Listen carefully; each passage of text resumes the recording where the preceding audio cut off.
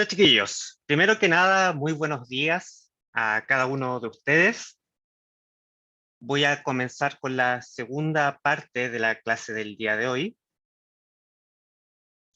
la cual tiene como título Técnicas cromatográficas, fundamentos teóricos para su aplicación en el área de la investigación y salud. Antes de comenzar, quisiera explicarles brevemente que vamos a hacer un panel general de lo que se refieren las técnicas cromatográficas y a partir de ello vamos a hacer algunos ejemplos de aplicación de cómo se utiliza esta técnica para luego finalmente poder ver cuáles son las principales áreas de aplicación y la relación que tienen todas estas técnicas cromatográficas con sus intereses de estudio que finalmente son sus potenciales aplicaciones en el área de la medicina como también en la investigación. Así que primero que nada, nosotros tenemos que definir qué es la cromatografía y cuáles son sus orígenes. Y para ello, lo primero que nosotros vamos a comprender o asociar cada vez que nosotros nos refiramos a la cromatografía es que corresponden a un conjunto de técnicas que va a permitir separar, purificar y, en algunos casos, identificar compuestos orgánicos. En este contexto, dado la evolución que ha tenido esta técnica, en la actualidad corresponden a un conjunto de ellas que son implementadas en distintas áreas de la ciencia. Pero primero que nada nosotros tenemos que comprender cuáles fueron los orígenes que tuvo la cromatografía y cómo posteriormente esta se fue desarrollando para su implementación. Acá ustedes pueden ver un poco más abajo la imagen de un botánico ruso que fue quien realizó la primera técnica cromatográfica y que ha recibido un muy bajo reconocimiento en función del gran aporte que él realizó referente a la cromatografía. Para ello nosotros tenemos que entender qué fue lo que realizó este botánico ruso.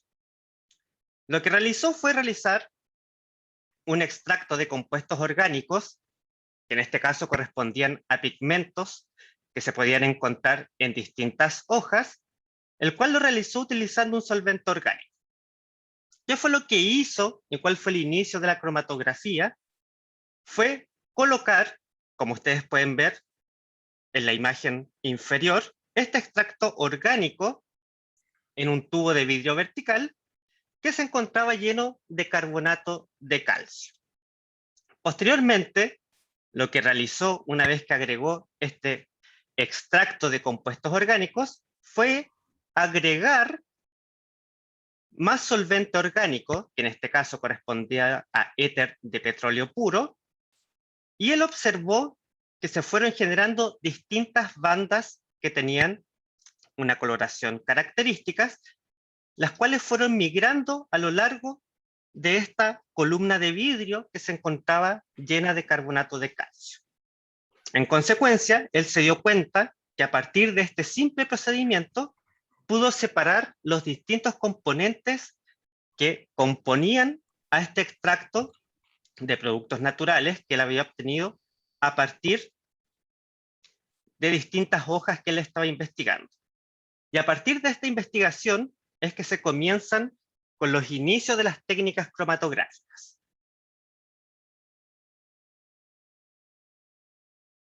Para poder comprender lo que es la cromatografía y cuál ha sido su evolución en el tiempo, nosotros tenemos que abstraer ciertos principios fundamentales que se relacionan con la cromatografía. En este contexto, cada vez que nosotros analicemos la cromatografía, ustedes tienen que inmediatamente relacionarlo con que es un método de separación, el cual se basa en la distribución selectiva de los diferentes compuestos que van a existir entre fases no miscibles. Por lo tanto, ¿qué quiere decir esto en palabras simples? Que yo puedo separar a través de las técnicas cromatográficas una mezcla de compuestos haciendo interaccionar dos fases. En este sentido, lo primero que debemos de comprender, además de este principio, es que las fases que se pueden utilizar en la cromatografía pueden ser tanto sólidas, líquidas o gaseosas, la cual van a depender del tipo de cromatografía que yo esté utilizando. Entonces, por lo tanto, ustedes el segundo concepto que deben de interiorizar referente a la cromatografía, que no existe un solo tipo de ellas, sino que en la actualidad disponemos de distintas técnicas cromatográficas para poder separar e identificar compuestos que pertenecen a una mezcla. Como ya les había mencionado, en relación a los principios fundamentales de la cromatografía, vamos a encontrar fases que se encuentran en contacto y que producto de esta interacción va a ocurrir la separación de los componentes de mi mezcla. Pero es importante que ustedes sepan que las fases que participan en el proceso cromatográfico no deben ser miscibles entre ellas. Muchachos, ¿alguna duda o consulta hasta el momento? ¿Algún concepto inicial que no haya quedado lo suficientemente claro?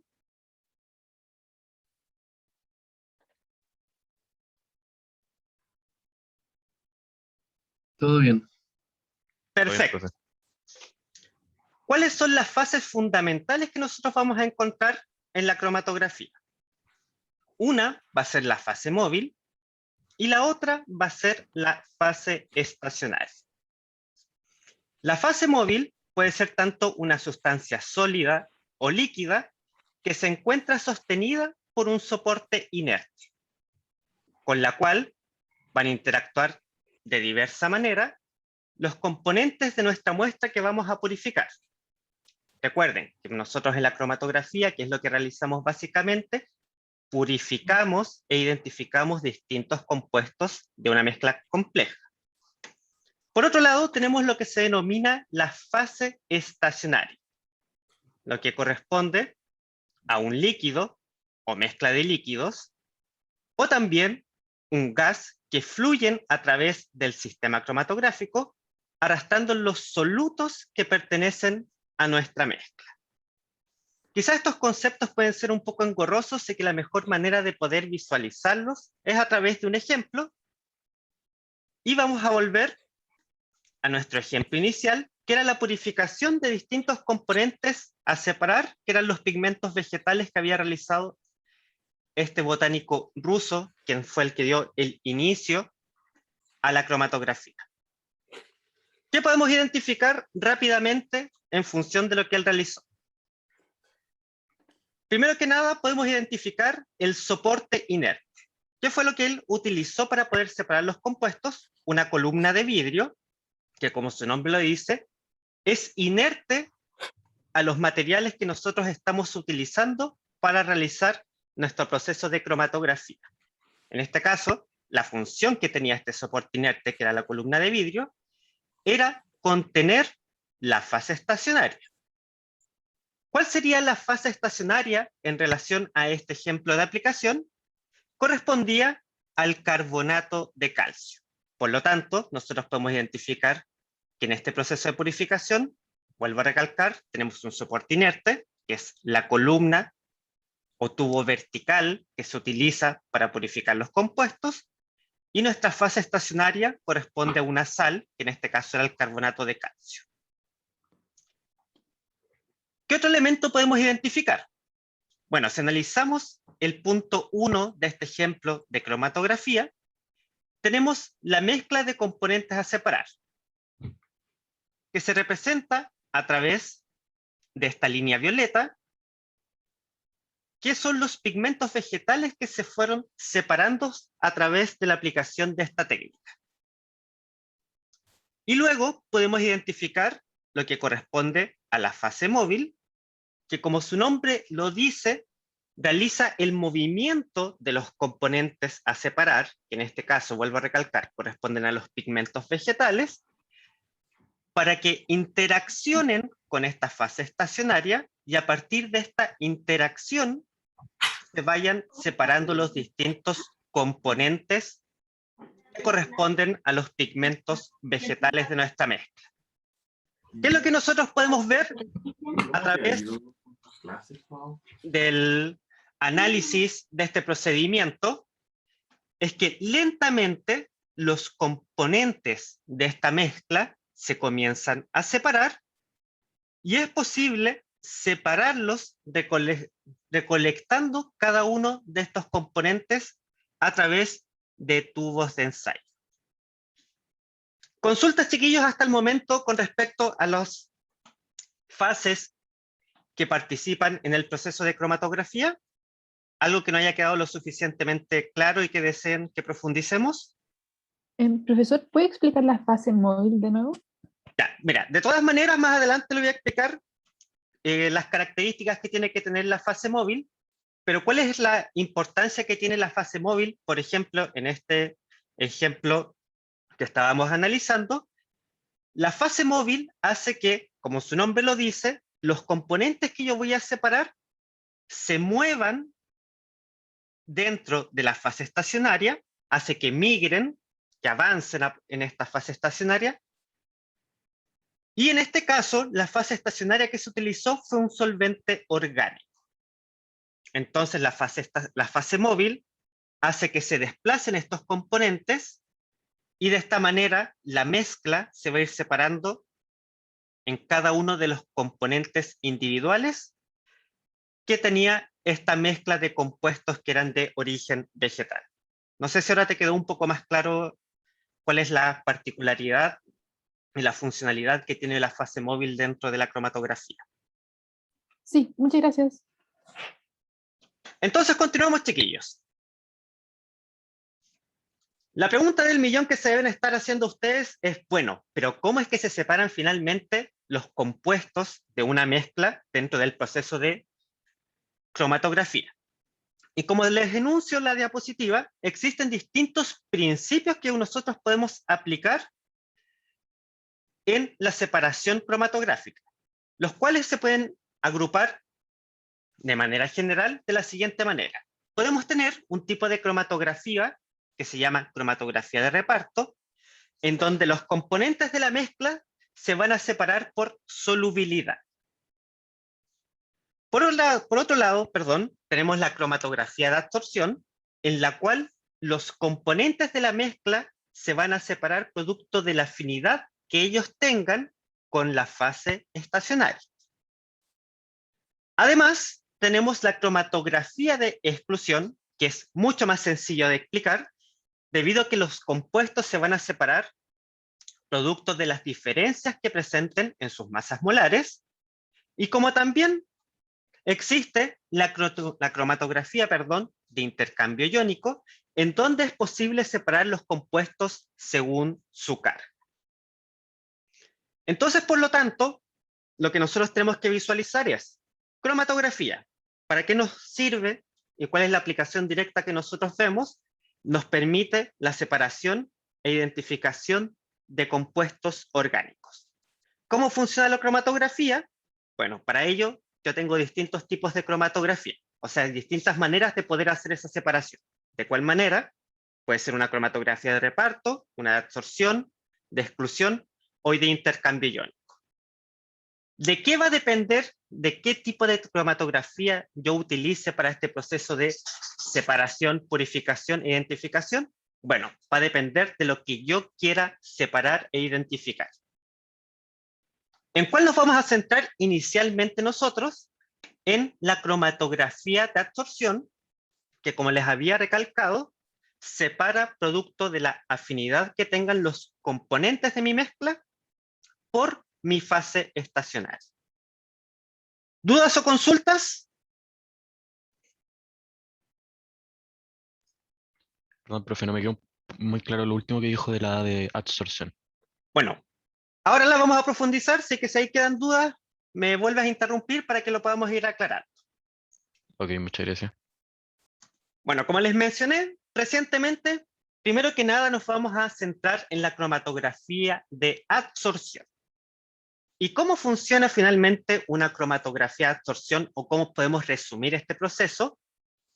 La separación de los compuestos se explica principalmente por la afinidad de los compuestos con la fase estacionaria. Por lo tanto, ¿cuál es el diagrama mental que yo me puedo hacer en relación al proceso de cromatografía de absorción? Es que voy a tener algunos compuestos o componentes de mi mezcla que van a tener más afinidad que otros, producto de las diferencias que tienen su estructura química con mi fase estacionaria. Entonces, como les recalco acá en la diapositiva, la absorción de compuestos, primero que nada, se produce en la superficie de la fase estacionaria. Recuerden que yo les había mencionado al inicio que las fases que se utilizan en la cromatografía no tienen que ser miscibles, o sea, no se pueden generar una mezcla homogénea. Pero eso no significa que obviamente no haya una interacción entre ellas. ¿Cuáles son las interacciones que a mí me interesan y que yo debo de identificar en una cromatografía de absorción? Son las interacciones intermoleculares. Entonces, por ende, las fuerzas de estas interacciones van a depender de las características que presente el compuesto que interaccione con la fase estacionaria. Entonces, en resumen, ¿qué es lo que ocurre en una cromatografía de absorción? Los compuestos se van a ir separando por la afinidad que tengan con mi fase estacionaria. ¿Cómo yo puedo relacionar esta afinidad? Producto de las interacciones químicas que tenga, estas interacciones moleculares, cada uno de los componentes de mi mezcla a separar con la fase estacionaria. Y a continuación, yo les presento un pequeño esquema en donde se presenta el aumento relativo de la fuerza de absorción por distintos grupos funcionales. Entonces, en este sentido, ustedes, ¿qué es lo que pueden observar? Que mientras mayor tipo de interacciones presente un grupo funcional, como también una mayor polaridad, va a tener una mayor fuerza de interacción con mi fase estacionaria. ¿Dudas o consultas, chiquillos?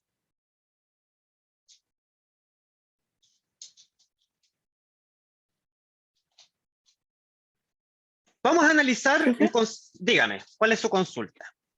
Perdón, ¿se refiere como a los grupos funcionales de la fase móvil, o no? No, cuando yo hablo de los grupos funcionales, hablo de los grupos funcionales que se encuentran en las distintas moléculas que participan en mi mezcla. ¿Qué es lo que tú tienes que imaginar tú? Cuando yo hago un proceso de cromatografía, estoy separando distintos compuestos. Hasta ahí está todo claro, ¿cierto? Sí. Ya.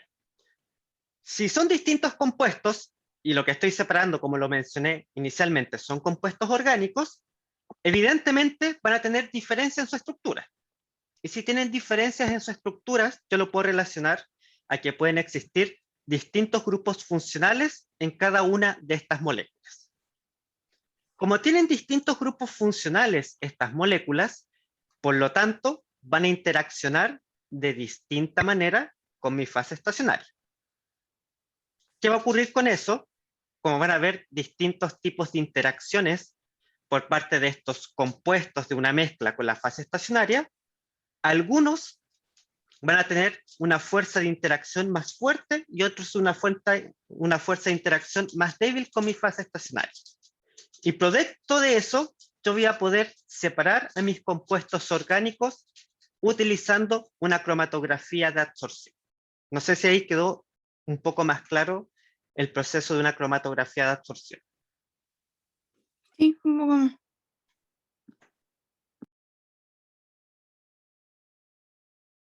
Entonces, continuamos, chiquillos.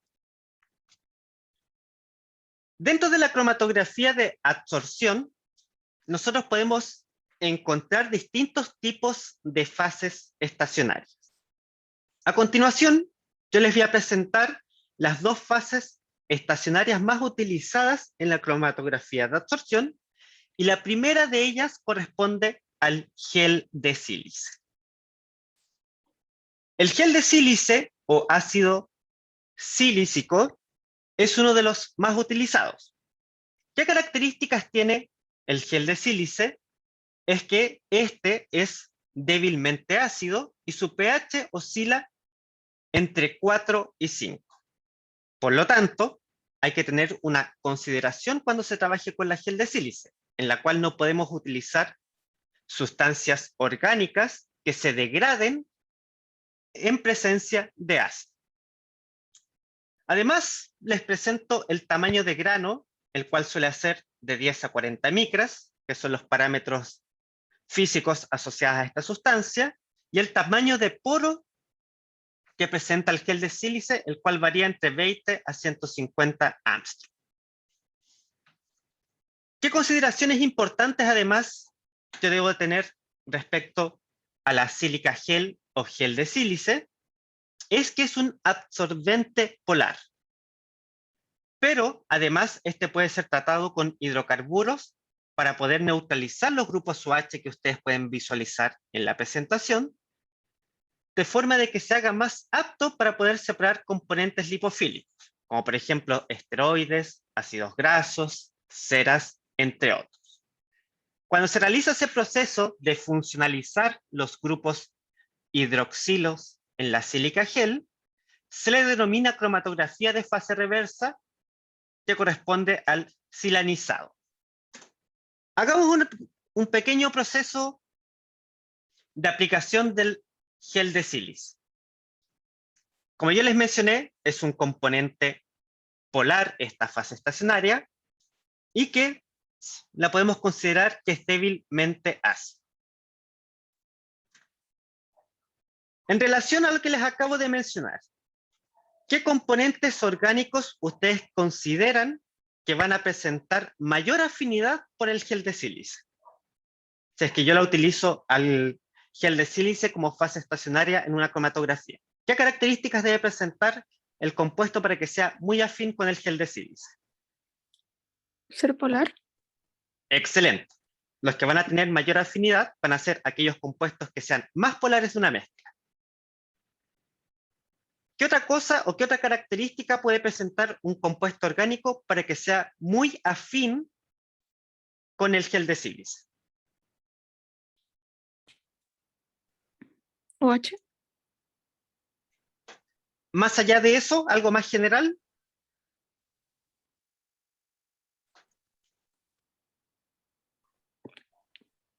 Formar puentes de hidrógeno. Ya, perfecto. Que sea ácido también. Ya, por ahí va la cosa. Les pongo el siguiente caso. Imaginemos que tenemos una mezcla de componentes que yo voy a separar utilizando gel de sílice. Imagínense que dentro de estos compuestos que yo voy a separar, hay alguno de ellos que presente un grupo amino. ¿Qué características tiene el grupo amino, así dentro de las generalidades de ese grupo funcional? Es un nitrógeno unido con posibilidad de unirse a 3 cadenas. Ya, perfecto, pero más allá de eso, ¿qué características tiene aparte ese nitrógeno? Desde el punto de vista ácido-base, ¿tiene características? Electrones. Un par de electrones al libre. Ya, tiene un par de electrones no enlazantes que hacen que ese nitrógeno sea básico. Por lo tanto, cuando yo tengo compuestos orgánicos que tienen un grupo amino, yo los relaciono directamente a que son compuestos orgánicos que tienen propiedades básicas. ¿Todo bien hasta ahí? Sí.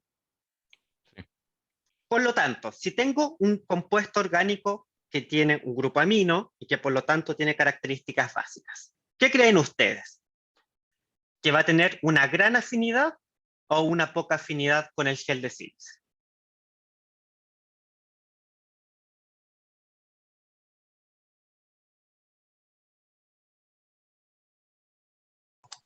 ¿Debería tener más? Exactamente.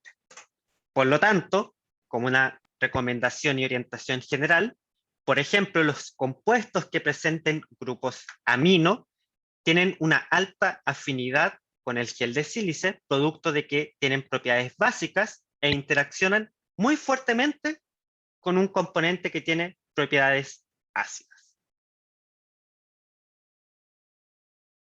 Disculpe, ¿Qué? profe. Dígame. Este compuesto que es el gel de sílice en sí, es el compuesto que permite la separación de las sustancias, ¿no? Exactamente, y que es una fase estacionaria que yo puedo utilizar en cromatografía de absorción. Muchas Pero gracias. como les había mencionado, no es la única fase estacionaria que yo puedo utilizar. La segunda más utilizada es la alúmina. Y la alúmina u óxido de aluminio, es un absorbente que en este caso, en comparación con la sílica gel, este es ligeramente básico, debido a que en el proceso de extracción de la alúmina quedan algunas moléculas de hidróxido de aluminio, adheridos a la alúmina.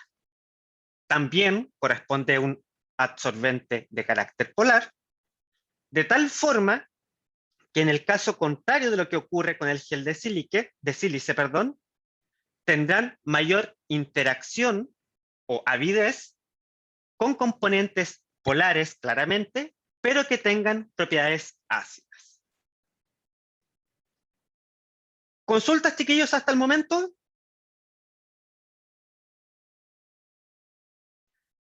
Finalmente, ¿qué es lo que yo debo de entender aparte del concepto de fase estacionaria y componentes que voy a separar dentro de una mezcla de compuestos orgánicos? Es el rol que tenga la fase móvil. En una cromatografía de absorción, la fase móvil es una fase líquida y que corresponde a un disolvente o mezcla de disolventes. Y en este sentido, es importante tener ciertas consideraciones de que es un factor sumamente importante. ¿Por qué razón? Porque la fase móvil, que en este caso, como les mencioné, corresponde a una fase líquida, que es un solvente orgánico o mezcla de solventes orgánicos, también puede interaccionar, o sea, ser absorbido por la fase estacionaria. Y por lo tanto, competir con los solutos en la superficie de absorción. En este contexto, por lo tanto, ¿qué es lo que yo debo de considerar?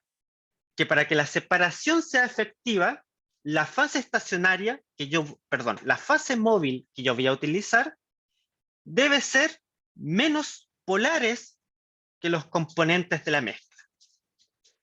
Pero sí disolverlos adecuadamente a estos componentes que yo voy a purificar. De lo contrario, permanecerán retenidos en la fase estacionaria. A continuación, yo les presento distintos tipos de cromatografía de absorción, pero que todas ellas tienen el mismo principio. ¿Cuál es este principio? El que yo ya les había mencionado ya recalcadamente, en el cual yo separo una mezcla de componentes, producto de las interacciones que tienen estos componentes con la fase estacionaria, y que esta mezcla de componentes yo la hago migrar por esta fase estacionaria utilizando una fase móvil. ¿Cómo yo puedo realizar esta cromatografía de absorción? De manera muy simplificada, la puedo realizar utilizando una columna, en donde lo que más se realiza, o lo más comúnmente realizado, es llenar una columna con fase estacionaria, agregar mi muestra, que en este caso corresponde a una muestra que tiene dos componentes, y se hace interaccionar esta mezcla de componentes con la fase estacionaria, adicionando la fase móvil, la cual hace que migren los compuestos en esta fase estacionaria que está soportada en una columna, y producto de, como ya se los había mencionado, tienen distintos grados de afinidad por la fase estacionaria, producto de las interacciones moleculares, se van a separar los componentes de esta mezcla. Para ver si estamos entendiendo bien los conceptos. En el caso de la cromatografía en columna, que es el ejemplo que les estoy mostrando a continuación. ¿Qué componente de la muestra tiene mayor afinidad por la fase estacionaria? ¿El componente B o el componente A? ¿Y por qué razón? Componente B. Excelente. ¿Y por qué razón tú pudiste determinar que es el que tiene mayor afinidad? Porque al tener mayor afinidad, en palabras bien vagas y ordinarias, trata de mantenerse más cercana a la fase estacionaria, De hecho, tu mientras que la respuesta otra se va. está excelente. Como tiene mayor afinidad, el concepto químico que acá nosotros utilizamos es que tiene una mayor retención en la fase estacionaria. Como B tiene una mayor afinidad, se va a encontrar más tiempo retenido en la fase estacionaria, a diferencia de A, que tiene una menor afinidad y por lo tanto va a ser el primer componente que yo voy a poder purificar en una cromatografía en columna. Yo puedo hacer este mismo proceso utilizando un sistema que es un poco más simple, que es lo que se denomina una cromatografía en capa fina. Los principios de aplicación de la cromatografía en capa fina son exactamente los mismos, pero la diferencia es que la fase estacionaria se encuentra soportada, o sea, se encuentra sobre una lámina de vidrio o aluminio, y yo puedo realizar este proceso a una menor escala, en lo que se denomina una placa cromatográfica, que es la que les estoy indicando. ¿Qué es lo que yo hago en una cromatografía en capa fina? Tomo una pequeña cantidad de mi mezcla y hago lo que se denomina un punto de aplicación. ¿Qué es lo que estoy destacando acá abajo en la placa cromatográfica?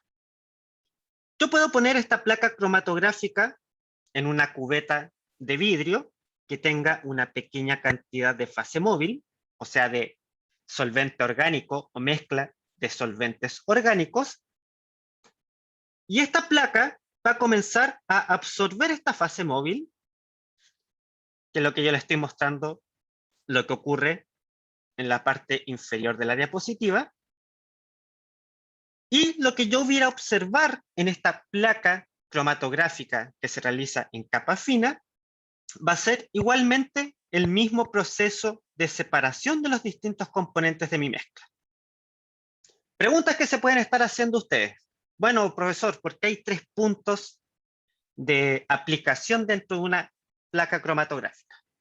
Bueno, dependiendo del diseño que yo realice de esta placa cromatográfica o cromatografía en capa fina, yo puedo realizar tantos puntos de aplicación como yo quiera. Entonces, en este caso, yo realicé 3 puntos de aplicación, en donde en el punto 1, que es el que estoy indicando, agregué solamente un componente puro, al igual que en el punto 3. Y en el punto intermedio tengo una mezcla de componentes. Entonces, acá lo que yo utilicé fue patrones para poder identificar cuáles eran los componentes de mi mezcla. Y en este sentido, como se los destaco un poco más abajo, acá también tengo una mezcla de 2 componentes, que son los compuestos 1 y 2, y también se determina lo que se denomina el frente de disolvente, que es el punto que alcanzó mi fase estacionaria, perdón, mi fase móvil, en mi cromatografía en capa fina. ¿Consultas, chiquillos? ¿Alguna duda? Profe, Dígame. en este caso, ¿cuál tenía que ser más polar? ¿La fase móvil, la estacionaria? Digo, o los componentes. En este sentido, recuerda que las fases estacionarias son las que son más polares. Recuerda que la fase móvil debe ser menos polar para yo poder separar la mezcla de mis compuestos. Entonces, si cuando voy subiendo, Acá se empieza a no, absorber la fase móvil por esta placa cromatográfica y se aplica el mismo principio que era en la cromatografía en columna. La fase móvil va a desplazar mis compuestos por la fase estacionaria y como tienen distintas afinidades, unos van a estar más retenidos que otros.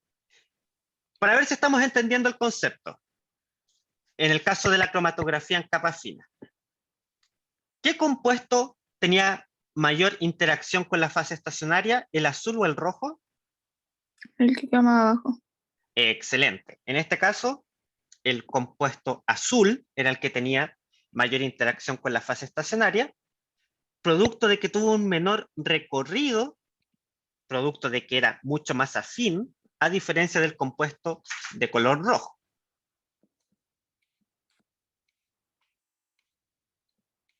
Vamos a ver un ejemplo de aplicación, que era lo que ustedes iban a realizar en el laboratorio práctico, pero que producto de las condiciones sanitarias no pudimos realizar. ¿Qué era lo que Profe, iban a...? Dígame. que, o sea, se queda más abajo como porque Es más se afín. agarra, entre comillas, Sí, más. y ese agarre que tú dices es producto de que tiene más interacciones con la fase estacionaria. Si tiene más Porque es agarre, más es afín. más afín, más interacciones, se va a quedar, como se denomina Más abajo. vulgarmente, un poco más retenido o más pegado, que también se denomina de manera vulgar en el área de la química, y por lo tanto va a estar más retenido. Si tiene menos Ya, interacciones, tú lo vas a encontrar, en el caso de una cromatografía en capa fina, mucho más arriba, producto de que al tener menos interacciones se va a poder desplazar más libremente, producto de su interacción con la fase estacionaria. ya. Muchas gracias. Volviendo con este primer ejemplo, ¿qué es lo que van ustedes a realizar en el laboratorio práctico? Y vamos a hacer la síntesis de aspirina. ¿Cómo se hace la síntesis de aspirina? Para ello, se trata el ácido salicílico, que es el compuesto rojo, con anhídrido acético para poder generar ácido acetil salicílico y ácido acético. Cuando uno realiza este proceso de síntesis de aspirina, uno puede eliminar el exceso de anhídrido acético que se utiliza para esta reacción, como también el ácido acético, producto de que son componentes relativamente volátiles, y se pueden eliminar de manera sencilla. ¿Qué es lo que queda finalmente cuando uno realiza el proceso de síntesis de aspirina?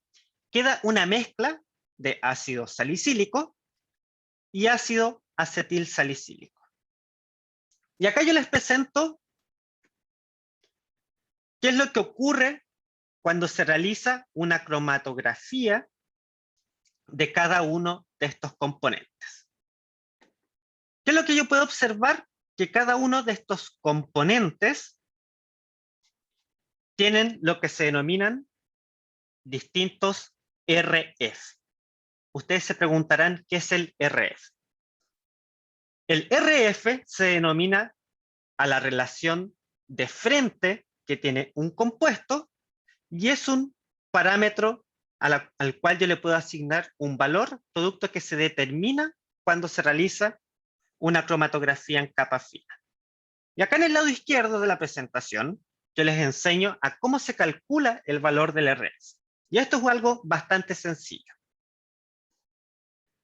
Primero que nada, obviamente, yo siembro mis componentes en una placa cromatográfica y anoto el origen de mis compuestos, donde yo realicé mi proceso de aplicación, o que también se denomina siembra. Hago la cromatografía a través de introducir esta placa cromatográfica en un recipiente que tiene fase móvil, y luego, hasta que esté casi por alcanzar el punto máximo de la cromatografía en capa fina, yo la retiro de la cubeta cromatográfica y marco hasta dónde recorrió la fase móvil, que en este caso es el disolvente. Luego yo hago una medición de dónde hice mi proceso de siembra, o sea, dónde estaban originalmente el compuesto, y mido su nueva posición. Y además mido nuevamente desde el origen del compuesto hacia lo que nosotros habíamos denominado el frente del disolvente. Si yo hago un cociente entre estas dos distancias, obtengo la relación de frente que tiene mi compuesto y que es característico para cada uno de los compuestos orgánicos. Acá yo les presento los valores de RF que tienen el ácido acetil salicílico y el ácido salicílico. Y claramente les presento las estructuras químicas de cada uno de ellos. Pregunta, chiquillos. viendo las diferencias que tienen las estructuras.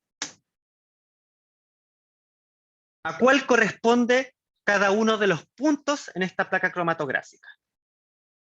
¿El azul será el ácido salicílico o será el ácido acetil salicílico? ¿Y por qué razón? Y acá les pongo como recordatorio la fuerza de las interacciones que tienen los distintos grupos funcionales con la estructura química de los compuestos. El azul sería el de los productos. El azul sería el del producto, tú dices, Sí, y el verde sería el reactante. sí. ¿Están todos de acuerdo? ¿O hay alguien que difiere en esta respuesta? Yo diría que es al revés, ¿o no? ¿Y por Yo qué también. razón tú dices que es al revés? Porque el otro compuesto es más polar, entonces yo creo que estaría como más, estaría como más afina, Tendría tendría más mayor afinidad afinidad con la fase la... estacionaria. Excelente. Y lo voy a explicar con mayor detalle. Veamos las estructuras. Las estructuras químicas del reactante, que es el ácido salicílico, y el producto, que es la aspirina, o su nombre químico, ácido acetil salicílico, solamente difieren en un grupo funcional. En el caso del ácido salicílico, tiene un grupo hidroxilo, y en el caso del ácido acetil salicílico, como su nombre lo dice, presenta un grupo éster. Si yo lo relaciono con la fuerza de las interacciones moleculares, yo puedo ver que un grupo éster, que es el que estoy remarcando en la presentación, tiene menor fuerza de interacción que un grupo hidroxilo. Por lo tanto, el que tiene el grupo hidroxilo va a ser más afín con la fase estacionaria, que en este caso correspondería al punto azul, a diferencia del producto, que es el ácido acetil salicílico, que al tener este grupo éster es un poco menos afín con la fase estacionaria, y al ser menos afín va a tener un mayor RF. Entonces, de esta manera yo puedo relacionar las características químicas que tienen los compuestos de una mezcla en relación a su nivel de interacción o afinidad por una fase estacionaria, y utilizarlo para poder separar mezclas de compuestos. Veamos otro ejemplo de aplicación. En este caso, yo les muestro ya una placa real cromatográfica que se ha obtenido en un laboratorio, la cual se realizó a 3 componentes por separado. O sea, yo hice la siembra para un compuesto, acá la siembra para un segundo compuesto, y por último, una tercera siembra para un último compuesto. Lo que yo analizo cuando yo realizo un proceso de purificación de compuestos orgánicos es ver qué diferencias tienen en los grupos funcionales. Y acá yo puedo ver que el primer compuesto no presenta grupos funcionales.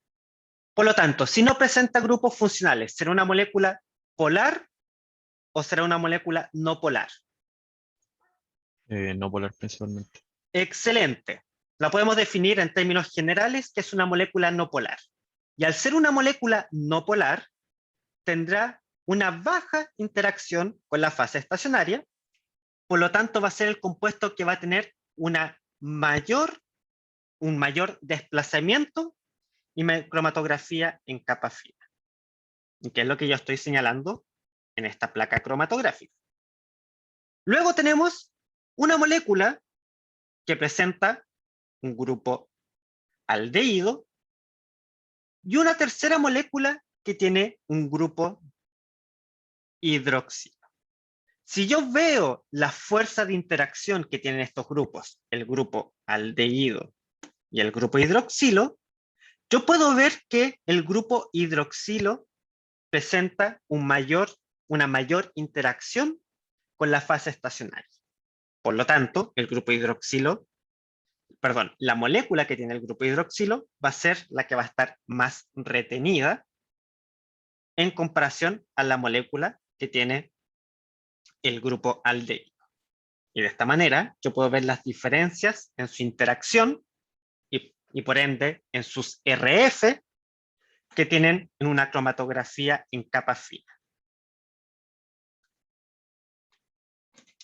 Ejemplo de aplicación. Tenemos una mezcla de 3 componentes: ácido benzoico, benzofenona y ácido 3-nitrobenzoico. La pregunta del millón es la siguiente. En base a las estructuras químicas que tienen estos componentes, ¿yo puedo predecir a qué punto va a corresponder cada compuesto en esta cromatografía en capa fina? Sí, no, ¿por qué? Yo creo que sí. Claramente, como dice su compañero, podemos nosotros identificar los componentes de esta mezcla y asociarlos a cada punto en esta cromatografía en capa fina. La pregunta del millón ahora es, el primer punto, que es el que estoy destacando, ¿a qué compuesto químico creen que ustedes corresponden? ¿Al ácido benzoico, la benzofenona o el ácido 3-nitrobenzoico? ¿Benzofenona? Excelente. ¿Y por qué razón tú dices que es la benzofenona? Que como ya lo dije, está correcta tu respuesta. Porque es más apolar. Excelente. Al ser el compuesto menos polar, o como dijo su compañera, el compuesto más apolar, va a tener un menor número de interacciones con la fase estacionaria, que recuerden, es una fase estacionaria polar, por lo tanto, va a tener el mayor RF. Perdón, profesor, Dígame. ¿cómo no sabía que era más apolar? Lo que tú tienes que visualizar es, primero que nada, identificar los grupos funcionales que tiene. En el caso de la benzofenona, ¿qué grupo funcional ustedes identifican?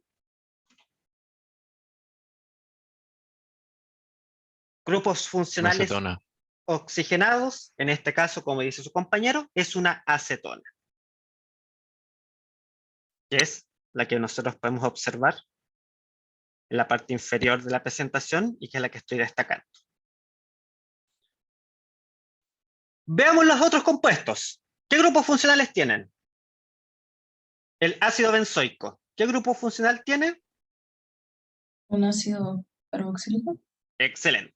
Y en el caso del ácido 3-nitrobenzoico, ¿qué grupos funcionales tiene? También tiene ácido carboxílico y... Y tiene ¿No mira? también un grupo nitro, que es el grupo NO2, que es distinto de un grupo amida. No los confundan, chiquillos, porque tienen distintas características químicas, un grupo nitro y un grupo amida. Sin ser grandes expertos en cromatografía, el punto intermedio que hay en mi cromatografía en capa fina, ¿a cuál creen que va a ser? ¿Al ácido benzoico o al ácido 3-nitrobenzoico? Ácido benzoico. Excelente. El punto intermedio va a corresponder al ácido benzoico. ¿Y por qué razón? Porque la presencia de un grupo nitro adicional en el ácido benzoico, o sea, el compuesto 3-nitrobenzoico, va a resultar en una molécula que es mucho más polar y por ende va a ser más retenida en una cromatografía en capa fina. Y como ustedes pueden ver, han predecido a la perfección cuál es cada uno de los componentes que nosotros realizamos en esta cromatografía en capa fina. ¿Profe? Dígame. Una duda en el nitrobenzoico, que estén en esas posiciones no hace que se haga más apolar por el tema de la ubicación. Es muy buena tu pregunta y de hecho tú tienes toda la razón. La posición es importante dentro de la polaridad de una molécula. Pero los ejemplos de aplicación que nosotros estamos viendo van más allá de la posición. Nos estamos Ay, es que centrando yo pensaba que se iba al principalmente, medio por eso. lo que nosotros tenemos que ver principalmente en estos casos que estamos analizando es que el grupo funcional le entrega polaridad al compuesto químico. Ese es nuestro caso de análisis, cómo un grupo funcional entrega polaridad a un compuesto químico, pero como estamos haciendo un análisis introductorio, no vamos a entrar al detalle de cómo afecta adicionalmente la posición en la cual se encuentra. No sé si me entiendes lo que estoy explicando. Estamos viendo un análisis un poco más Sí. simplificado de esta técnica. Ya, perfecto. Bueno, para empezar ya a finalizar mi parte de la presentación del día de hoy, vamos a ver la aplicación con la cual ustedes probablemente tengan mayor interacción a partir de la cromatografía aplicada en el área de la salud, que es lo que se conoce como el HPLC. El HPLC corresponde a la cromatografía líquida de alta eficiencia, producto de su nombre en inglés. Y la cromatografía líquida de alta eficiencia, o HPLC, es un tipo de cromatografía en columna en la cual se utiliza una bomba. Esta bomba, que es lo que realiza o que tiene como función, hace pasar una mezcla de compuestos o analitos en un sistema disolvente, fase móvil, la cual pasa a través de una columna cromatográfica, fase estacionaria, pero que producto de que estamos utilizando una bomba, este proceso ocurre a un flujo específico.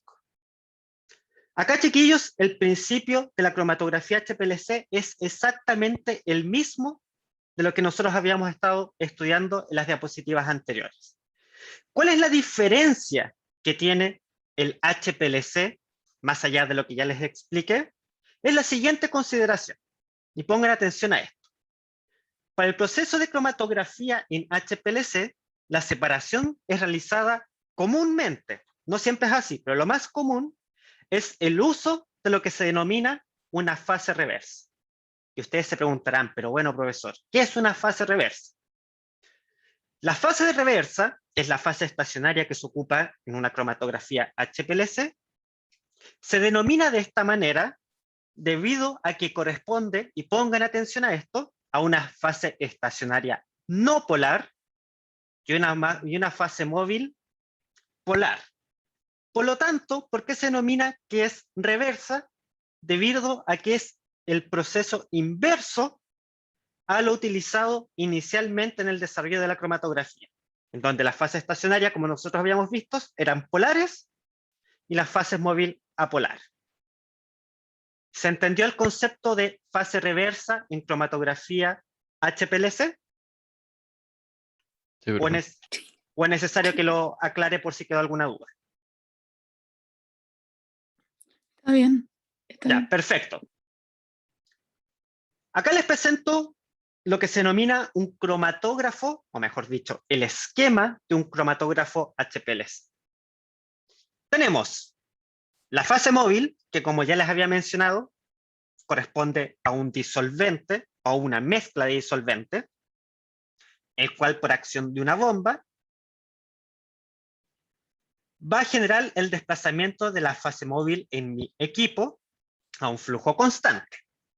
En una segunda parte yo encuentro un componente que se denomina inyector, que como su nombre se lo dice, es el punto donde yo introduzco la mezcla de mis componentes en el cromatógrafo HPLC.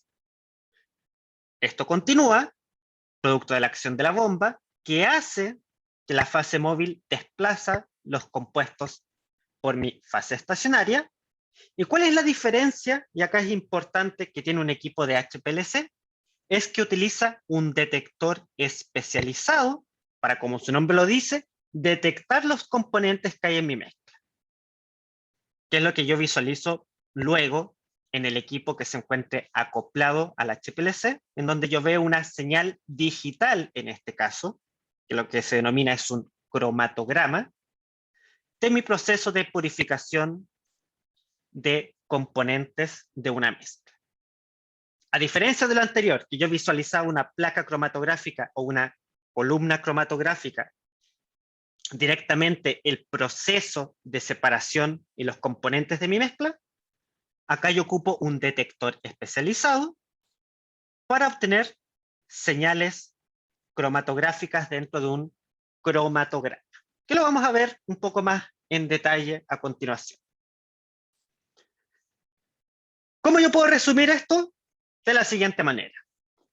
Y se van a dar cuenta que es exactamente los mismos principios que nosotros hemos visto analizando. Tenemos nuestra fase móvil, que es impulsada por una muestra, que es impulsada por una bomba, disculpen. Y tenemos los que se denominan los analitos. Los analitos son, en palabras sencillas, los componentes químicos que yo voy a separar. Mi fase móvil, impulsada por una bomba, hace que se desplacen estos componentes dentro de mi columna, y como obviamente estos componentes químicos tienen distintos niveles de interacción, se van a separar producto de su afinidad con la fase estacionaria. Y que es lo que yo voy a observar para este caso en particular, que es una mezcla de 3 analitos, voy a observar 3 señales en mi cromatograma. Vamos a ver un ejemplo de separación o de este principio de la cromatografía HPLC. Recuerden que en el HPLC lo que comúnmente se utiliza es una fase estacionaria no polar y una fase móvil polar, que incluso puede tener parte de su composición como un componente acuoso. Acá les entrego algunos detalles. Por ejemplo, para este ejemplo de aplicación, se ocupa una fase estacionaria, que es una columna C18, y ustedes se preguntarán qué significa ese C18, es que la sílica gel de esta fase estacionaria, los grupos hidroxilos fueron reemplazados por octadecilo. Y de esta manera transformamos una fase estacionaria que era polar en una no polar. La fase móvil, en este caso, es una mezcla de acetonitrilo y agua. Y lo que vamos a separar es una mezcla de benzopireno y sulfato de etilo. Viendo las características muy generales de estos compuestos químicos. Primero que nada, ¿cuál es más polar? ¿El benzopireno o el sulfato de etilo? Sulfato.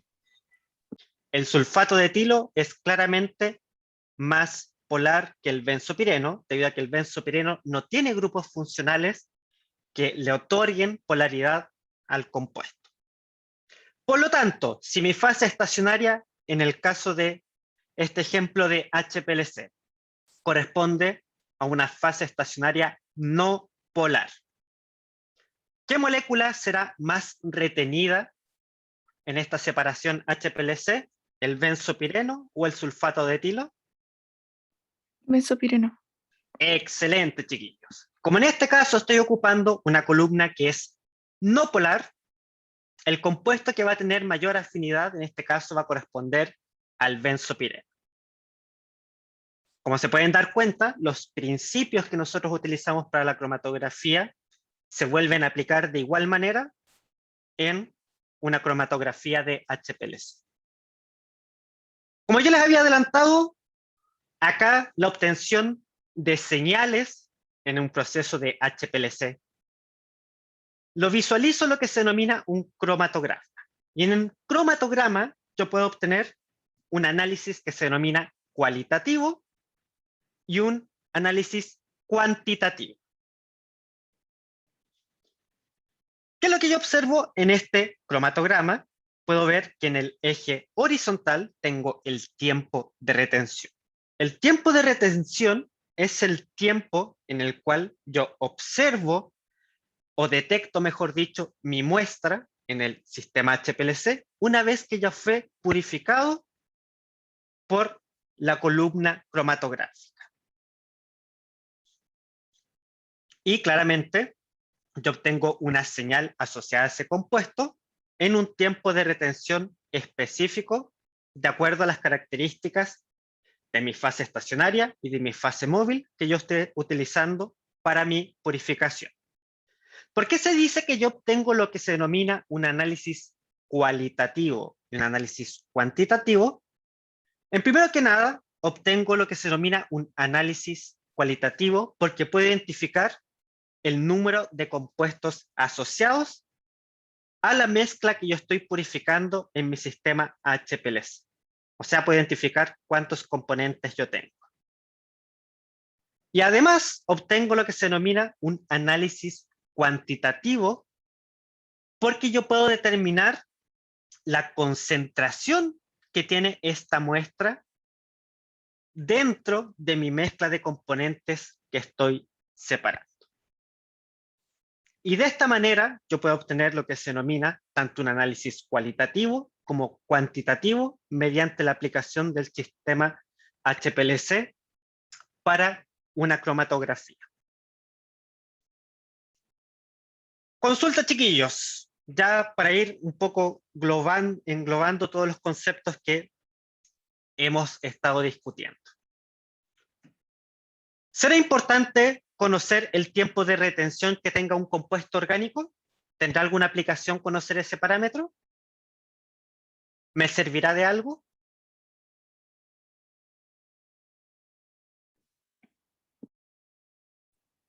¿Sí o no? Para saber la afinidad. ¿Ya? Y además de la afinidad, ¿qué otra aplicación ustedes creen que pueda tener?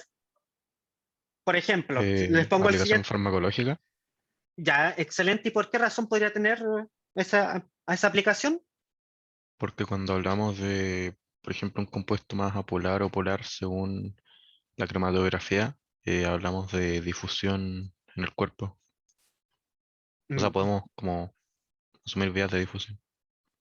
Ya, pero les pongo el siguiente caso. Imaginemos yo tengo un cierto compuesto orgánico y conozco su tiempo de retención característico. Si otra persona en otra parte del mundo utiliza una mezcla y obtiene un tiempo de retención igual al que yo obtuve inicialmente, ¿podré relacionar esos compuestos y decir que son el mismo compuesto e identificarlos de esa manera? Sí, a lo mejor. De hecho, esa es una de las aplicaciones que yo puedo realizar en relación a la cromatografía HPLC.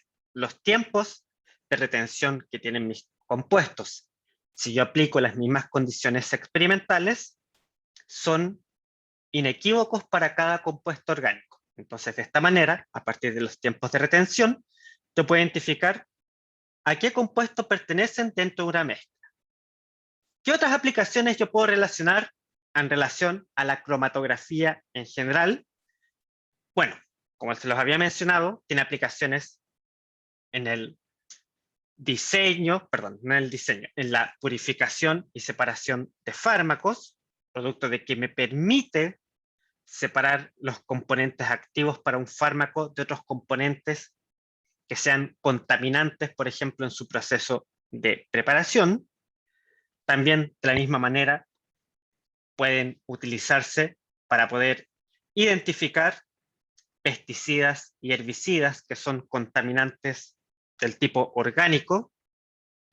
También aplicarse en la química forense, debido a que, por ejemplo, si tenemos dentro de un caso de investigación policial, por ejemplo, la utilización de un agente tóxico, yo lo puedo aplicar en la cromatografía HPLC en el proceso de evidencia y, por ejemplo, identificar el compuesto a partir de su tiempo de retención. También en medicina clínica, debido a que me puede servir para, por ejemplo, separar ácidos filiares o metabolitos que tiene una droga o los extractos que tiene de una orina e identificar componentes orgánicos que se encuentren en estas muestras, como también en procesos de investigación clínica o bioquímica, como es, por ejemplo, la separación de aminoácidos, estudios relacionados con las características que tienen proteínas, carbohidratos y lípidos. Chiquillos, les pido disculpas por patudamente utilizar 5 minutos más de su tiempo. Espero que les haya parecido interesante la clase que acabamos de realizar, al igual que como lo mencionó la profesora Paola Campodónico. Si ustedes presentan dudas, después me las pueden realizar de manera interna mediante la plataforma Canvas o por correo. Y muchas gracias por su participación en esta parte de la clase. Gracias a usted, profesor. Gracias, profe. Muchas gracias, profe. Muchas gracias. Chiquillos, en algunos minutos más, después va a comenzar la sección 3 de la clase del día de hoy, en la cual está a cargo la profesora Belén Olivares, la cual comenzará entre 10 y 15 minutos más. Profesor, Dígame. perdone, es que en el último método, que no lo logré anotar, cuando se ocupaba un fijador no polar, ¿se puede ocupar uno polar o siempre es no polar? Lo que más comúnmente se utiliza para el HPLC es una fase estacionaria no polar. Lo que no significa que tú no puedas utilizar una columna polar. Solamente yo indicaba que la más utilizada corresponde a utilizar una fase estacionaria no polar. Pero puedes aplicar ambas para la cromatografía HPLC. Ya, muchas gracias.